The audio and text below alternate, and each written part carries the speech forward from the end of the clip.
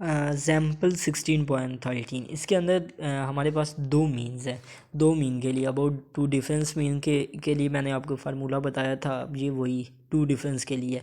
तो हमें ना 16.13 के अंदर आपको ना तमाम वैल्यूज़ ये मैंने लिख दी है। N1 दिया हुआ है, वाज़े तौर पर दिया हुआ है, ये देख लें। ये तमाम वैल्यूज़ आपको वो दी हुई हैं उन्होंने। ये उन्होंने हमें हाइपोसिस भी दे दी हैं कि हमारा जो है नल हाइपोसिस H0 ये है, अल्टरनेटिव हाइपोसिस ये है, उन्होंने ये भी दे दी है। अब सबसे पहले हमने 6 स्टेप मैंने ये नाम मेंशन कर दिया, अब डायरेक्ट हम लिखते हैं। उन्होंने हमें नल हाइपोसिस क्वेश्चंस के अंदर ही दिया हुआ है। उन्होंने वो दिया है μ1 माइनस μ2, वो कहते हैं लेस दैन 2 या 2 से छोटा हो। और अल्टरनेटिव हाइपोसिस भी उन्होंने बता दी है। वैसे हमें अल्टरनेटिव हाइपोसिस वैसे भी पता है, वो ग्रेटर दैन 2 होगा, वैसे उन्होंने ग्रेटर दैन 2 दे दिया है।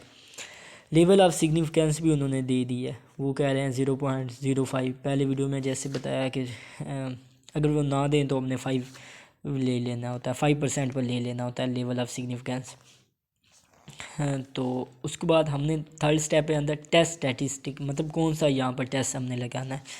तो ये अभी हमें पता है कि हमारी जो पॉपुलेशन है वो 30 से ग्रेटर है, और हमारे पास ये वाला तो मतलब 13 से जब भी ग्रेटर होगा तो हमने क्या जी टेस्ट लगाना है।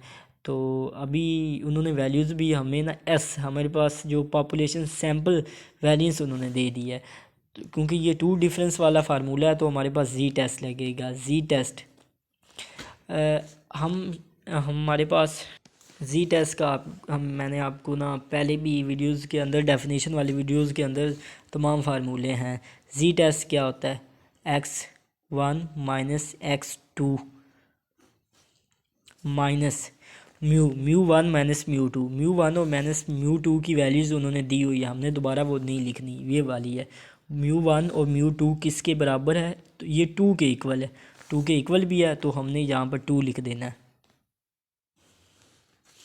और सिग्मा की नहीं है तो हमारे पास जो सिग्मा होगा वो क्या होगा, जो टू टेस्ट का जो सिग्मा नहीं होता उसके अंदर अभी ये सैंपल का है ना, तो इसलिए हमने सैंपल वाला फार्मूला लिखना है। ये सैंपल स्टैंडर्ड डेविएशन है, ये सैंपल वेरिएंस है, मतलब एक्स स्क्वायर वेरिएंस होता है, खाली एस हो, दोनों साइड पे अंडर रूट ले लें तो वो तो टू डिफरेंस वाला तो है ही वेरिएंस का, तो हमने ना इसको नहीं छेड़ना, हमने ऐसे लिख लेना n1 प्लस x2 n2 का अंडर रूट।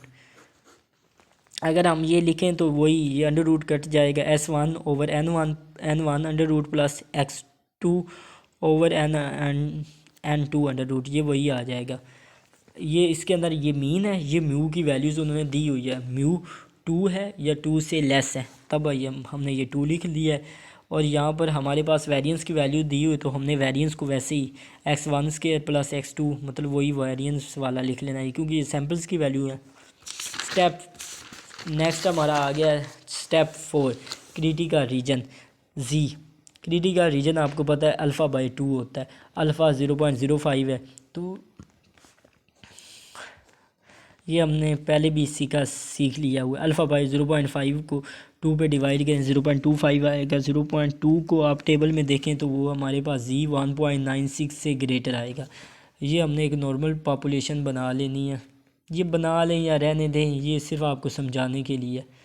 1.96 माइनस 1.96 ये हमारी एक्सेप्टेंस रीजन होती है। ये रिजेक्शन में अगर इसके दरमियान वैल्यूज़ आए तो रिजेक्ट होती हैं, और इसके अंदर आ जाए मतलब 1.96 और माइनस 1.96 के दरमियान को वैल्यूज़ आ जाए तो उसको हमने एक्सेप्ट करना होता है। कैलकुलेशन के अंदर हमने सिंपली वैल्यूज़ लिखनी है। जी क्या था, x1 जो पहले मैं आपको फार्मूला लिख कर दे दूँ, -2 ये μ1 माइनस μ2 की वैल्यू है, वही ये वही इसके अंदर सिंपली अब हमने ना वैल्यूज़ पुट कर लेनी है। x1 की वैल्यूज़ क्या है, ये हमारे पास x1 की वैल्यू है, ये x2 की वैल्यू है। सिर्फ मैंने सिंपली वैल्यूज़ इसके अंदर सारी पुट कर दी हैं।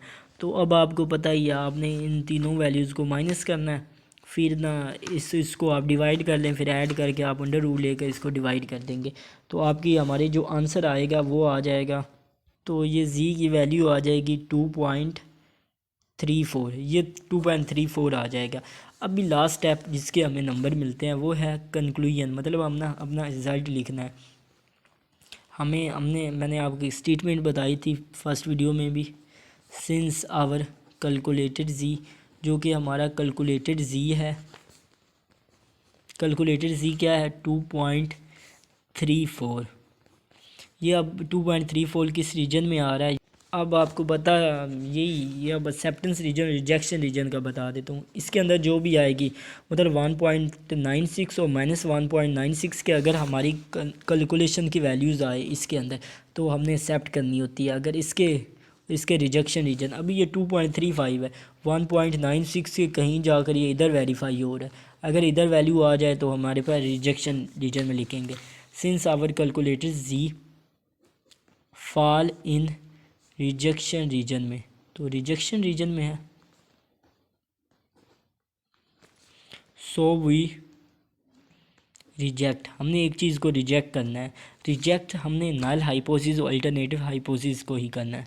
अभी हमने ना नल हाइपोथेसिस के अंदर ये 2 हो या 2 से छोटी रकम हो, मतलब 1 हो, माइनस की भी आ सकती है, 2 से ग्रेटर हो, मतलब 2 हो, 2 नहीं है इसके अंदर, 2 ग्रेटर दैन 2 से बड़ी वैल्यू। अब ये H1 में आ रही है हमारी कैलकुलेशन की वैल्यू, हमने रिजेक्ट करना है, H0 को रिजेक्ट करना है और H1 को हमने एक्सेप्ट कर लेना है। तो हमने क्या लिखना है, since our calculated G fall in, अब मैंने आपको बता दिया किस रीजन में हो, तो अगर इस रीजन में एक्सेप्ट हो, इसमें रिजेक्ट करना है, तो ये अभी रिजेक्शन रीजन में है। So we reject H0